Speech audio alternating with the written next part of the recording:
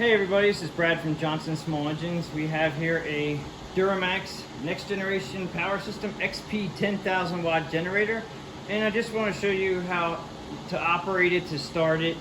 First thing you want to do is make sure you have a full tank of gas. Gas tank is up here and you have your fuel right here. I would just make sure you, well, most of the time you're always going to want to have a full tank of gas when you're running a generator, when your power goes out. I would definitely use high test fuel out of the pump. It's a better gas. And then you want to check your oil level, and your oil level is in the front here. There's one cap underneath that you have to unscrew. Now for the video, I actually have this a little bit loose. Sometimes you need a pair of pliers to get this thing off. But when you take this off, just make sure the oil level is pretty much up to the rim, right up to the edge here. Now I'm gonna put a flashlight in there so you can see it.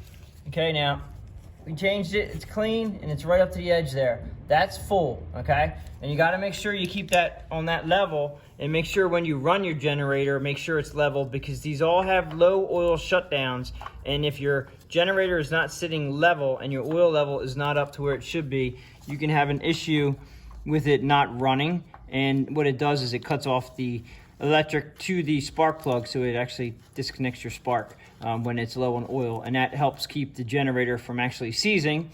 All right, a lot of people don't know where their battery is. This is actually an electric start. It's a pretty big guy, so it's electric start.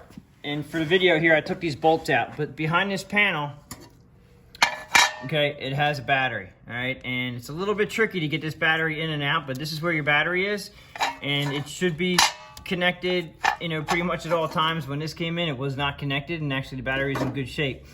They do show you right here on this particular one how to check your oil right here. Pretty much your oil should be pretty much up to the threads, and you know, we basically top it off, and it's not going to hurt that little teeny bit right there.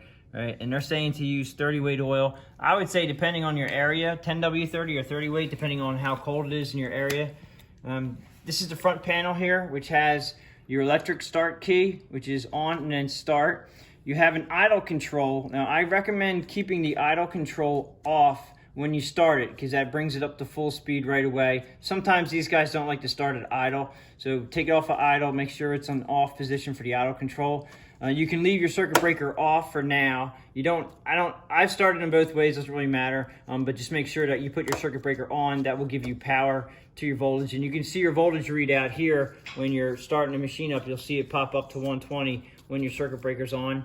And then this one has a two switch on here. We got a 120 and a 120 240 volt. These are all your outlets as far as your plugs. Some of these plugs actually get to be special plugs, and you got to make sure that your adapter, whatever, a lot of people use this gigantic plug here for the house, which is 240. Just make sure you have a plug that fits this outlet before you plug a cord in, because that's a special outlet right there. And you just go to your local hardware store and get that. All right, so you come around to the front where the fuel shutoff is here. And it has fuel shut off, and right here it shows you what's on and off. So straight up and down is on. Now this one right now is stored in the off position, so we're going to turn this straight up and down, and that's on. So that puts fuel to the carburetor. We do have a choke, which is this orange knob right here. So you're going to pull the choke out.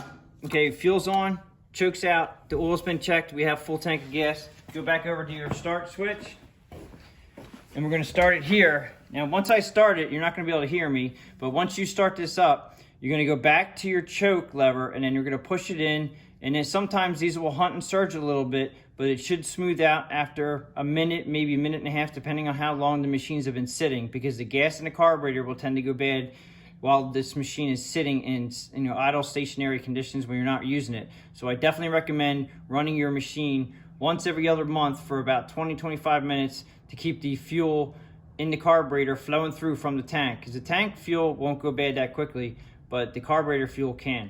And we have a lot of problems with generators that don't run because of that issue in this particular area. So I'm going to crank it up, then we're going to come around, I'm going to show you, I'm going to turn the choke off.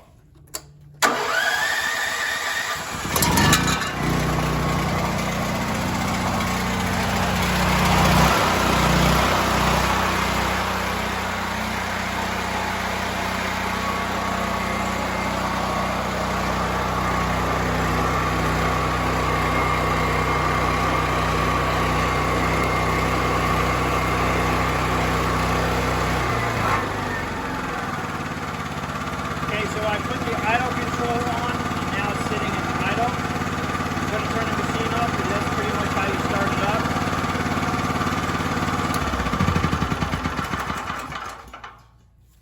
idle control is there only when the generator is not needed of the power. Like if you have it plugged into your house and the house power comes back on again, if you have it on idle control, it will come down to idle. It doesn't mean it stays at idle the whole time.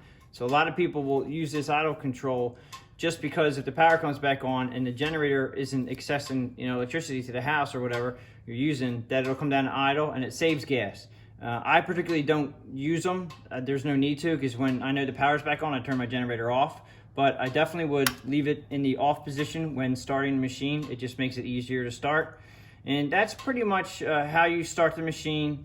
And just make sure that every now and then when you get gas in this thing, if you're running this thing for days at a time, you definitely want to check that oil periodically, probably once every gas tank full. Make sure you top off the oil. And that should pretty much be it as far as running this machine and operating it. Thanks for watching. If you liked the video, please give it a thumbs up and please subscribe.